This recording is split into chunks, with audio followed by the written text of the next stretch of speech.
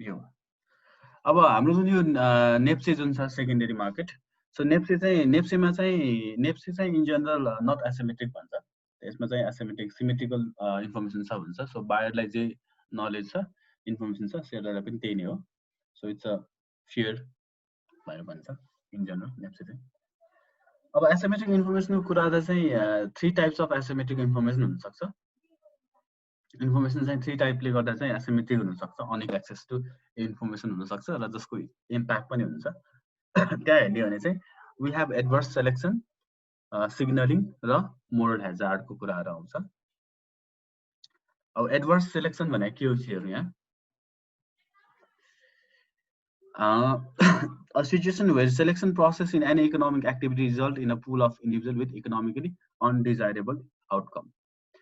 When a market has characteristics that attract undesirable product or service to it and drive away better one, it is a situation of adverse selection. भन्ने कुरा आउँछ। So यो definition भयो। अब यसको एक्जाम्पलहरु यसले एक्जाम्पलबाट चाहिँ क्लियर हुन्छ। Form of market failure resulting from when product of different qualities are sold at single price because of asymmetric information, so that too much of low quality product and too little of high quality product are sold. जस्तै for example अब यो information एसिमेट्रीले गर्दाखेरि चाहिँ के हुन्छ भन्दाखेरि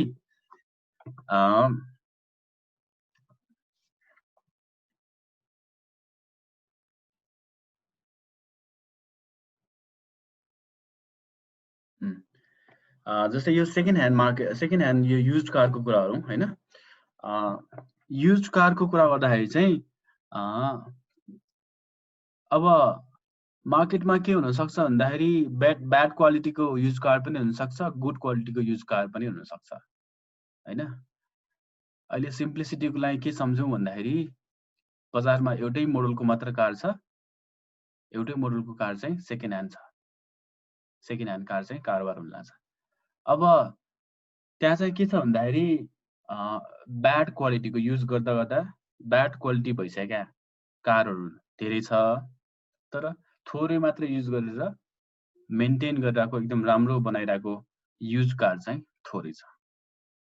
अब logically हेर्ने भने अभियसली जुन चाहिँ बेटर क्वालिटी छ, जुन चाहिँ बेटर कन्डिसनमा भएको गाडीको प्राइस हाई हुनुपर्छ, लो क्वालिटी भएको गाडीको प्राइस चाहिँ बेटर क्वालिटीको भन्दा कम हुनुपर्छ। तर यहाँ के हुन्छ भन्दाखेरि त्यो त के सेलरलाई मात्र थाहा हुन्छ, बायरलाई त थाहा हुँदैन। अब सेलरले के गर्न थाल्छ, ब्याड क्वालिटी वाला सेलरले के गर्न थाल्छ भन्दाखेरि गुड क्वालिटीको सामानको प्राइस भन्दा चाहिँ कम प्राइसमा बेचिदिन्छ उसले हैन। 100 मा राखिदिन्छ, 100 रुपैयाँ राखिदिन्छ। त्यो हुँदाखेरि के भयो भन्दाखेरि सामान त एउटै हो, कार त एउटै मोडल हो। अब सेलरले त डिस्टिङ्ग्विस गर्न सक्दैन कुन चाहिँ गुड क्वालिटी हो, कुन चाहिँ ब्याड क्वालिटी हो भनेर। उसले हेर्दाखेरि त के देखिन्छ त त्यहाँ भन्दाखेरि प्राइस चाहिँ के त गुड क्वालिटीको लागि पनि एउटै प्राइस छ, ब्याड क्वालिटीको लागि पनि प्राइस एउटै छ। ब्याड क्वालिटी प्राइस कम हाल्दैछ। अब त्यहाँनिर चाहिँ इन्फर्मेसन एसिमेट्री भएको हुनाले के हुन्छ त सबै मान्छेहरूले चाहिँ त्यो ब्याड क्वालिटीको सामान किन्न थाल्छ लो प्राइसमा।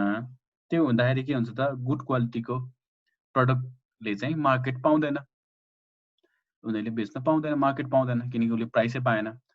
अब त्यो कम प्राइसमा बेच्ने कुरा भएन, हाई प्राइस उसले पाइरहेको छैन ब्याड क्वालिटीले गर्दा। त्यसले गर्दा के हुन्छ त भन्दाखेरि चाहिँ गुड क्वालिटी अफ गुड्स चाहिँ मार्केटबाट हराउँछ हैन। सो यो केस भनेको चाहिँ के त एडभर्स सेलेक्सनको कुरा भयो। यसले के गर्छ त when a market has characteristics that attract undesirable product or services to it and drive away better one. So यो के भयो त बेटर प्रोडक्ट चाहिँ ड्राइभ गरिदियो, बाहिर फाल्दियो, बाहिर पठाइदियो, तर ब्याड क्वालिटीको गुड्सहरू चाहिँ के त मार्केटमा चाहिँ प्रिभेल भयो। यो भनेको चाहिँ एडभर्स सेलेक्सनको कुरा भयो। अब जस्तै यहाँ अर्को एक्जाम्पल छ the market for insurance. People know more about their general health than any insurance company. So unhealthy people are more likely to want insurance policy. यहाँ पनि के हुन्छ त अब हामी त आजको दिनमा यो के हुन्छ हेल्थ इन्सुरेन्स गर्नुभन्दा अगाडि पहिला हेल्थ चेकअप त हुन्छ, त्यही पनि सबै कुराहरू हेल्थ चेकअपबाट थाहा हुँदैन। मान्छेमा के प्रब्लम छ भनेको थाहा हुँदैन। अब जो मान्छेमा प्रब्लम छ उनीहरूले चाहिँ हेल्थ इन्सुरेन्स लिनुहुन्छ। अब सबै मान्छेहरूले त्यसरी नै जो बिरामी मान्छे छ उनीहरूले मात्र इन्सुरेन्स लिने हुन थाल्यो भने चाहिँ के हुन्छ त भन्दाखेरि क्लेम बेसी आउँछ, इन्सुरेन्सलाई क्लेम बेसी पर्छ, जसले गर्दा के हुन्छ त इन्सुरेन्स कम्पनी चाहिँ घाटामा जान सक्ने सम्भावना हुन्छ। त्यसै गरेर द मार्केट फर क्रेडिट, अब जसको क्वालिटी राम्रो छैन, लो क्वालिटी क्रेडिट बायरहरू चाहिँ के हुन्छ, लोन लिनलाई चाहिँ आउँछ विथ हायर इन्ट्रेस्ट रेट। जो चाहिँ अलिकति उसको क्रेडिट रेटिङ चाहिँ राम्रो छैन होइन, जो चाहिँ के डिफल्ट हुनसक्छ, जसलाई लोन दियो भने चाहिँ ब्याड डेट हुन सक्ने सम्भावना हुन्छ, त्यस्तो मान्छेहरूले चाहिँ हाई इन्ट्रेस्ट रेट तिर्न पनि रेडी हुन्छ। सो त्यस्तो मान्छेले धेरै भयो भने के हुन्छ त नि ब्याङ्क डुब्न सक्छ। सो यो एडभर्स सेलेक्सनको कुरा यो भयो। अब आउँछ मोरल ह्याजार्ड। अब यो मोरल ह्याजार्डमा चाहिँ के हुन्छ भन्दाखेरि यहाँ चाहिँ के हुन्छ त, a situation where one party to a contract takes an action that benefits him her at the expense of other. So एउटाको एक्सपेन्समा अर्को पार्टीले बेनिफिट गर्छ भने, सो एउटा मान्छेले एउटा पार्टीले चाहिँ बेनिफिट गर्छ, तर उसले जुन बेनिफिट लिइरहेछ त्यसले गर्दा अर्को पार्टीलाई चाहिँ के हुन्छ त लस हुन्छ। यो सिचुएसन भनेको चाहिँ मोरल ह्याजार्ड हो। सो मोरल ह्याजार्ड बिहेभियर भनेर चाहिँ के हो त भन्दाखेरि मेरो बिहेभियरले गर्दाखेरि चाहिँ मलाई चाहिँ प्रफिट हुन्छ, फाइदा हुन्छ, तर at the cost of other, अरू मान्छेलाई चाहिँ त्यसले गर्दा के त घाटा हुन्छ। त्यो काम गर्छ भने त्यो चाहिँ के त मोरल ह्याजार्ड भयो। So it is an incentive for a party to a transaction to engage in risky or undesirable behavior because he is protected for the possible loss. अब यो मोरल ह्याजार्डको चाहिँ एकदम बेस्ट एक्जाम्पल के छ भन्दाखेरि अब यो एकचोटि सबै पढौँ। Moral hazard is a situation in which one party gets involve in a risky event knowing that it is protected against the risk and the other party will incur the cost. अहिले भने जस्तै कुरा हो। अब दुईटा पार्टीको बिचमा यहाँ के भन्छ, अब यसको बेस्ट एक्जाम्पल चाहिँ यहाँ इन्सुरेन्सको कुराहरू यहाँ जस्तै taking risky partnership by ship carrying goods as it is fully insure. अब यहाँ मैले के गरेँ भन्दाखेरि मेरो सामान चाहिँ यहाँ के भन्छ यो पोर्टबाट आउनु लाग्छ होइन, समुद्री नाकाबाट आउनु लाग्छ सामान। अब समुद्री नाकामा चाहिँ के छ भन्दाखेरि समुद्री नाकाबाट आउने छ, मैले अब कलकत्ताको बन्दरगाहमा चाहिँ सामान ल्याउँदैछु समुद्रको बाटो भएर। मसँग दुईटा बाटो छ, एउटा बाटो चाहिँ सानो छ तर रिस्की छ, त्यहाँ के त सी पाइरेट्सहरू छ होइन, त्यो गर्ने सी पाइरेट्स आउने चान्सेस छ, त्यहाँ के त टाइड्सहरूले गर्दा डुङ्गा डुब्ने सम्भावना छ, त्यस्तो छ एउटा सानो बाटो। अर्को बाटो लामो छ तर सेफ छ, त्यहाँनिर चाहिँ सी पाइरेट्सको नि डर छैन, त्यो समुद्री छाला आउने त्यस्तो सम्भावना पनि छैन, सो त्यो चाहिँ सेफ छ। अब मैले के गरेँ भन्दाखेरि मेरो सामान आउँछ, मैले त्यो सामान चाहिँ पहिल्यै इन्सुरेन्स गरेँ, इन केस मेरो सामान केही यताउता भयो भने चाहिँ इन्सुरेन्स कम्पनीले बेयर गर्छ भनेर मैले इन्सुरेन्स लिएँ त्यहाँ। अब मोरल ह्याजार्ड भनेको चाहिँ के हो भन्दाखेरि सिन्स मेरो सामानहरू त इन्स्योर्ड छ होइन, अब म के गर्छु त सर्टकट बाटो लिन्छु। सर्टकट बाटो लियो भने मेरो सामान चाँडै आउँछ, लङ कट बाटो लियो भने लामो समय लाग्छ, सर्टकट बाटो लिन्छ even though it's a dangerous. So dangerous भए पनि म के गर्छु त अब सर्टकट बाटो लिन्छु। अब सर्टकट बाटो लिँदाखेरि के हुन्छ, मलाई त बेनिफिट भयो किनकि म अलरेडी प्रोटेक्टेड छु इन्सुरेन्सले, तर इन्सुरेन्स कम्पनीलाई चाहिँ के त घाटा हुने भयो।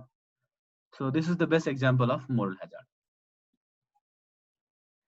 अब अर्को एक्जाम्पल, अब घरमा पनि हामीले के त इन्सुरेन्स अगेन्स्ट थेफ्ट बर्गलरी चाहिँ गरेको छ।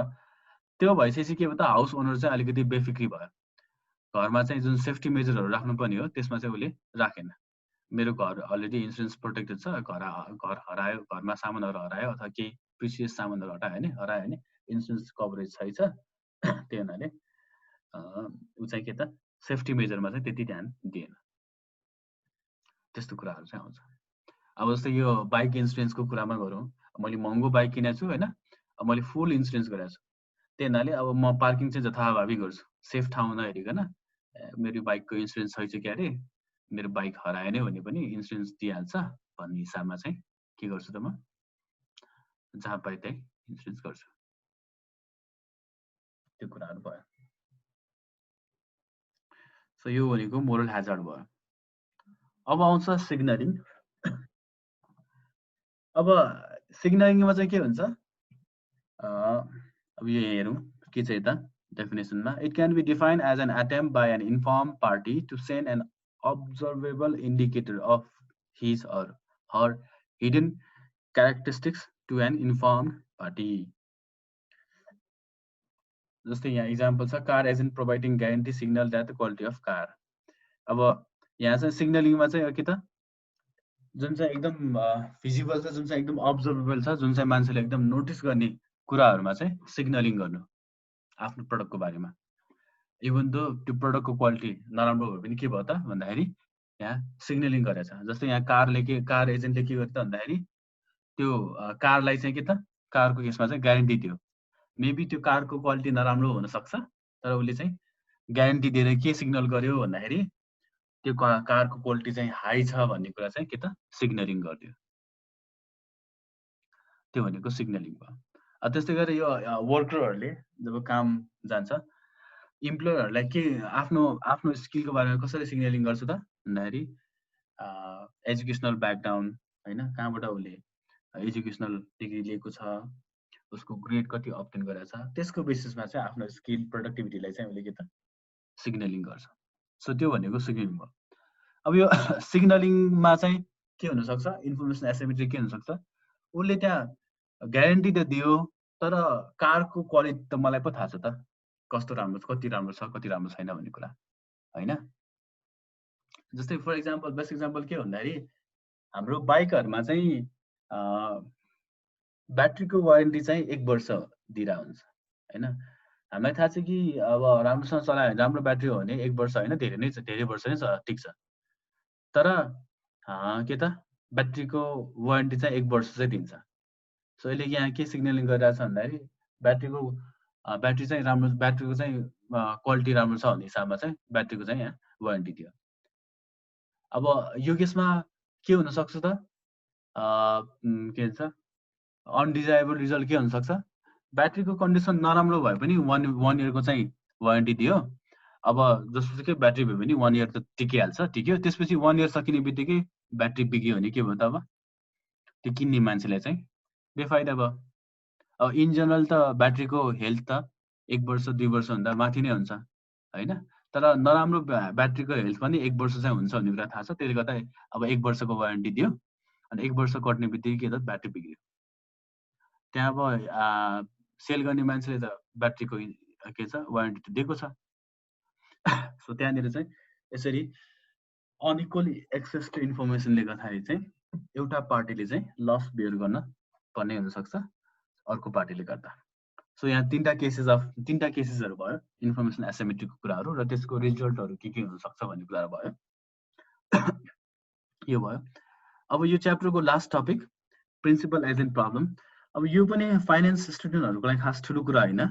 फाइनेन्समा फर्स्ट इन्ट्रोडक्टरी फाइनेन्स पढ्दाखेरि नै यो कुराहरू चाहिँ पहिले डिस्कस गरिन्छ, प्रिन्सिपल एजेन्टको कुराहरू, प्रिन्सिपल एजेन्सी थ्योरीमा होइन। फाइनेन्सको एउटा मोस्ट इम्पोर्टेन्ट थ्योरी एजेन्सी थ्योरीमा नै यो कुराहरू चाहिँ आउँछ।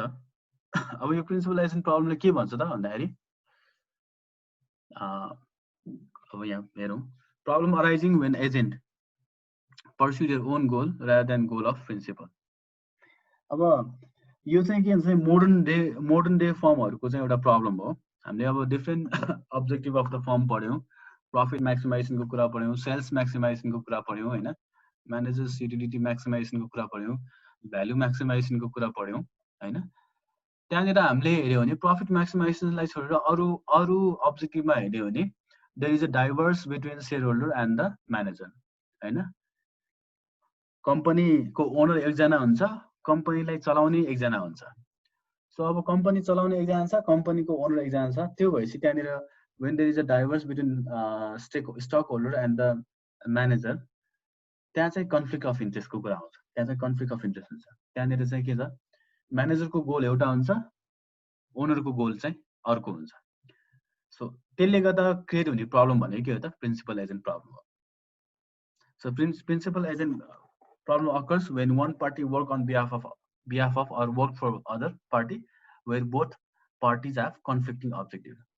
अब अब्जेक्टिभ चाहिँ सेम भयो नि त, त्यहाँ कन्फ्लिक्ट हुने कुरै भएन। तर अब यो यसरी डाइभर्स हुने बित्तिकै यहाँ चाहिँ कन्फ्लिक्ट अफ इन्ट्रेस्ट चाहिँ हुन्छ। जस्तै for example shareholder wants more profit and dividend, whereas जस्तो तरिकाले हेरिरहेको हुन्छ मैले पनि त्यस्तै नै तरिकाले हेरिरहेको छु कि त्यो चाहिँ सोचाइ किन त्यसै भयो पनि केही एङ्गलले सो अब यहाँ के भयो त, अब shareholder wants more profit and dividend, whereas manager wants यो want को ठाउँमा wants भएछ, wants more incentive, perks and salary who work on behalf of shareholder।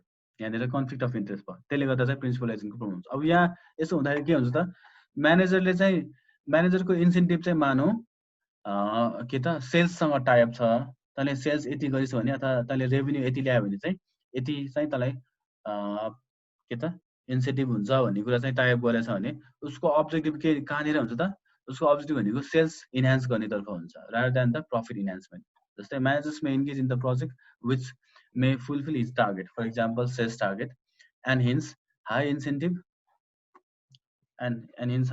rather than the project with high profitable return। यहाँ के भयो त, म्यानेजरको target चाहिँ यहाँ सेल्ससँग टाइप भएको हुनाले उसले त्यस्तै प्रोजेक्टहरू लिन्छ जहाँनिर चाहिँ उसले हाई सेल्स गर्न सक्छ र हाई सेल्स सँगसँगै उसको के त अनि इन्सेन्टिभ चाहिँ हाई हुन्छ। उसँग दुईटा प्रोजेक्ट छ, एउटा प्रोजेक्टले चाहिँ हाई प्रफिट दिन्छ, अर्को प्रोजेक्टले चाहिँ हाई इन्कम दिन्छ, रेभेन्यू चाहिँ हाई दिन्छ तर प्रफिट चाहिँ कम हुन्छ, रेभेन्यू चाहिँ हाई दिन्छ प्रफिट चाहिँ कम दिन्छ। त्यो दुईटा प्रोजेक्ट छ भने के हुन्छ त, सेयर होल्डरले त अभियसली जुनमा हाई प्रफिट हुन्छ त्यो प्रोजेक्ट चुज गर्न चाहने हुन्छ, तर म्यानेजरले के हुन्छ त उसको टार्गेट त्यहाँ सेल्स इन्कममा टाइप भएको हुनाले उसले के हुन्छ त जुनमा चाहिँ सेल्स बेसी हुन्छ र प्रफिट कम छ त्यो टार्गेट चाहिँ त्यो प्रोजेक्ट चाहिँ उसले के त इनिसिएट गर्ने हुन्छ। सो यहाँनिर चाहिँ के त यो प्रिन्सिपल एजेन्टको प्रब्लम चाहिँ यहाँनिर यसरी चाहिँ के भयो त देखिने भयो त, म्यानेजरको एउटा अब्जेक्टिभ हुन्छ, प्रिन्सिपलको एउटा अब्जेक्टिभ हुन्छ, जसले गर्दा there is a conflict of objective and there is के भन्छ प्रिन्सिपल एजेन्ट प्रब्लम चाहिँ अराइज हुन सक्छ। सो यसैको साथ हाम्रो यो च्याप्टर 5 चाहिँ सक्यो है, च्याप्टर 5 सक्यो। अब मैले अस्ति भनेको थिएँ हैन च्याप्टर 6 चाहिँ तिमीहरूले प्रेजेन्ट गर्नुपर्छ हैन। सो अब म त्यो च्याप्टर 6 को इच एन्ड एभ्री त्योहरू चाहिँ टपिकहरू हेर्छु जहाँनिर चाहिँ अब यो न्युमेरिकल गर्नुपर्ने कुरामा त अभियसली म न्युमेरिकल त मै गरिदिन्छु हैन। च्याप्टर 6 मा नि न्युमेरिकलहरू छ, यसबाट पनि एक्जाममा चाहिँ एकदम क्वेसनहरू आउँछ, लामै क्वेसन आएको छ अस्तिको पालि त अलि रिसेन्ट त्यसमा टाइममा इम्पोर्टेन्ट नै छ च्याप्टर 6 पनि। सो च्याप्टर 6 को यो न्युमेरिकल एस्पेक्ट न्युमेरिकल कुराहरू चाहिँ म गरिदिन्छु, तर जुन यहाँ अब अरू थ्योरी पार्टहरू छ त्यो थ्योरी पार्टहरू चाहिँ म के भन्छ तिमीहरूले प्रेजेन्टेसन गर्नुपर्छ र त्यो थ्योरी पार्टहरू चाहिँ मैले चाहिँ पाउँदैन तिमीहरूलाई, त्यो चाहिँ तिमीहरूको असाइनमेन्ट हो हैन, म असाइन गर्छु कसले कति के गर्ने भनेर। र अर्को कुरा अब यहाँ जो प्रेजेन्ट छ हैन उनीहरूलाई नै मैले दिने हो, अरू जो प्रेजेन्ट छैन उनीहरूलाई म यो प्रेजेन्टेसनको टपिक पनि दिन्न र मार्किङ पनि म त्यही अनुसार गर्छु। अब हाम्रो मिनिमम मार्किङ कति गर्नुपर्ने हो at the end out of 40% अब मिनिमम 80 त दिनै पर्छ भन्ने एउटा हुन्छ हैन, प्रोभाइडेड उसले एक्जामहरू इन्टरनल एक्जाम अथवा अरू त्यो गर्यो भने भन्ने कुरा आउँछ। अब त्यो त्यस्तो मान्छेलाई म मिनिमम मात्र हालिदिन्छु, त्यो बाहेक अरूले जसले राम्रोसँग गर्छ उनीहरूलाई 40/40 पनि हुनसक्छ हैन। र जसको चाहिँ अब पर्फर्मेन्स राम्रो छैन, जसले चाहिँ अब यो न त अनलाइन क्लासमा कहिले आएको छ हैन, न त अब यो जुन रेकर्डिङ छ त्यो रेकर्डिङ हेरेर जुन असाइनमेन्ट दिएको छ त्यो असाइनमेन्ट मात्र सबमिट गरेको हो भने एउटा कुरा ल हैन, इन्टरनेटको एक्सेस होला, इन्टरनेट एक्सेसको प्रब्लम भएर चाहिँ नगरेको होला भन्ने हुन्छ हैन। अब साथीहरुसँग कन्सल्ट गरेर होमवर्कहरू असाइनमेन्टहरू मात्र सबमिट गरेको भए पनि मेबी आई क्यान कन्सिडर भन्ने कुरा आउँछ। तर त्यो पनि नगर्ने, क्लासमा पनि नआउने हो भने चाहिँ अब उनीहरूलाई जति मिनिमम मार्क्स दिनुपर्ने हो म त्यही नै दिन्छु हैन। 40 मार्क्स मेरो हातमा छ, सो त्यसमा चाहिँ म फेयरली मैले सबैको त मेन्टेन गरेर आउँछु हैन, त्यही हिसाबमा चाहिँ दिन्छु म, त्यो चाहिँ म क्लियर गरिदिन्छु हैन। अनि अर्को एउटा कुरा चाहिँ के छ भन्दाखेरि अब मैले यहाँ 40 मार्क्समा 40 मा 40 पनि दिन सक्नुला हैन कसैलाई। अब 40 मा 40 जसलाई दिन्छ हैन उनीहरूले चाहिँ यदि बोर्डमा चाहिँ मैले जुन हिसाबमा 40 दिएँ यहाँ, त्यही हिसाबको पर्फर्मेन्स उता भएन भने चाहिँ, त्यही हिसाबको पर्फर्मेन्स उता भएन भने चाहिँ फेरि त्यहाँ चाहिँ ब्याकफायर हुन्छ। भन्नुको अर्थ मैले यहाँ 40 दिएँ, तिमीहरूको पर्फर्मेन्स त्यहाँ 60 मा चाहिँ 30 मात्र आयो अरे अथवा 40 मात्र आयो अरे, त्यहाँ धेरै हाई भ्यारिएसन भयो। यता इन्टरनल मार्क्स र यतापट्टिकोमा मार्क्स चाहिँ एकदम हाई भ्यारिएसन भयो भने चाहिँ उतापट्टि क्यालकुलेसन युनिभर्सिटीले के गर्छ भन्दाखेरि यो इन्टरनल मार्क्सलाई पनि घटाइदिन्छ। सो अब यो एउटा कति 10 to 15% हो कि त्यस्तै छ एउटा, त्यो रेन्जभित्र भ्यारिएसन भयो भने चाहिँ they will consider the internal marks. तर भ्यारिएसन चाहिँ एकदम हाई भयो भने चाहिँ त्यहाँनिर इन्टरनल मार्क्स मैले 40 नै दिए पनि फुलमै दिए पनि त्यहाँनिर चाहिँ घट्न सक्छ। त्यो हुनाले अब त्यो पनि विचार गर्नुपर्छ। सो इन्टरनल मार्क्स मात्र होइन, एक्सटर्नलमा पनि मेहनत चाहिँ गर्नुपर्छ। तर जस 40 मार्क्स चाहिँ मेरो हातमा हुन्छ, त्यो 40 मार्क्सलाई चाहिँ मैले जुन इभ्यालुएसन क्राइटेरिया तिमीलाई भनिहालेँ होइन, सो त्यही अनुसार चाहिँ हुनुपर्छ मलाई। अब यो मैले च्याप्टर 6 को लागि, च्याप्टर 6 को प्रेजेन्टेसनको लागि मैले तिमीलाई अस्ति नै भनेको थिएँ, मैले च्याप्टर मात्र असाइन नगरे हो होइन, टपिक मात्र असाइन नगरे हो। सो टपिक चाहिँ म आज भोलिमा असाइन गरिदिन्छु। सो नेक्स्ट विकमा चाहिँ म सो स्टिल तिमीलाई अर्को विक पनि दिन्छु। नेक्स्ट विक चाहिँ म यो च्याप्टर 6 को न्युमेरिकलहरू चाहिँ गरिदिन्छु, स्टार्ट गर्छु होइन। अनि त्यसपछि चाहिँ नेक्स्ट विक चाहिँ तिमीहरूको प्रेजेन्टेसन हुन्छ। यति भन्दै आजको क्लास सकाउनु पर्ला। अनि अब जुन मैले च्याप्टर 3 को अस्ति जुन असाइनमेन्ट दिएको छ, जुन मैले जुन होमवर्क दिएको छु एक्जाम्पल प्लस किताबबाट, सो त्यो चाहिँ सबै सर थरोली गऱ्यो भने चाहिँ त्यो प्रब्लम पनि बुझ्ने हुन्छ र कन्फिडेन्स पनि आउँछ होइन। त्यो होमवर्क चाहिँ गर्नु पर्यो, होमवर्क गर्दाखेरि चाहिँ कन्फिडेन्स बिल्डअप हुन्छ। मैले अहिलेसम्म चाहिँ सायद नमिताले मात्रै दिएको जस्तो लाग्यो मलाई, अरूले दिएको जस्तो लागेन। भने त मैले जिमेल पनि त्यो ड्राइभ पनि चेक गर्न पाएको छैन मैले होइन, अलिक व्यस्त। सर अस्तिको त्यो प्रब्लमहरू अलिकति सल्भ गर्न गाह्रो पनि भएको थियो सर, एक्जाम्पलहरू त भइहाल्यो, त्यो प्रब्लम त्यो प्रब्लमहरू चाहिँ साथीहरूसँग डिस्कस गर्ने होइन। अब त्यसपछि मात्र लास्ट पर्सन टु कन्सल्ट भनेको चाहिँ बल्ल म हुन्छ। फर्स्टमा चाहिँ पहिला साथीहरू आफू चाहिँ एकचोटि डिस्कस गरौँ होइन। अब सबै कुरा चाहिँ मैले एकचोटि ममा चाहिँ नहोस् सबै कुरा, मसँग अब त्यसको सोल्युसन पनि होला होइन, मसँग त्यसको सोल्युसन त्यो पनि होला, त्यो त म पछि अल्टिमेटली पाउन त पठाइदिइहाल्छु होइन। तर फर्स्टमा चाहिँ गिभअप नगरौँ, फर्स्टमा आफूले ट्राई गरौँ, साथीहरूसँग डिस्कस गरौँ। त्यो गर्ने क्रममा पनि के हुन्छ भन्दाखेरि अब कस्तो हुन्छ भन्दाखेरि कतिपय प्रब्लमहरू चाहिँ आफूले पढ्ने गर्ने गरेर पनि नआउने हुन्छ, नमिल्ने हुन्छ होइन, आउँदैन। त्यसपछि साथीसँग डिस्कसन गर्दाखेरि चाहिँ त्यहाँनिर अर्को नयाँ क्लु आउने हुन्छ। साथीहरूसँग कन्भर्सेसन गर्दाखेरि नयाँ क्लु आउने हुन्छ, ग्रुप डिस्कसन गर्दाखेरि नयाँ कुरा आउँछ, त्यहाँबाट पनि सल्भ हुने हुन्छ होइन। त्यो हुँदाखेरि चाहिँ अझ त्यो चाहिँ लङ टर्म बस्ने हुन्छ, सम्झिने हुन्छ।